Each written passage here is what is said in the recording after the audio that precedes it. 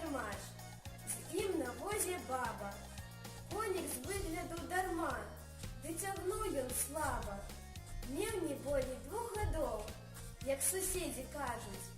Баба ж тая 7 пудоў, сама меней важыць. Пад узгорак або ў гразь, конь на сілу возьме. Стала баба памагаць, седзячы на возе. Што ж, каню 2 гадок, дык яна забілы, ды нагамі ў перадок пхне, як мае сілы. Кінь, дурная, бо зганю! Дзед тут бабе кажа: Ты ж поможеш так коню, як хворобе кашель. Ах ты, ёлупень старый! баба деда лае. Хоть ты стой, хоть ты сгори, мне беда малая. Потым гоп яна з калёс, села ля дарогі, а коня як чорт панёс. Дзе ўзяліся і ногі?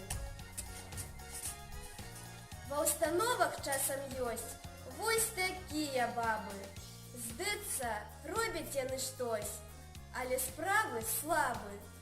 Дык такая не ўцячэ.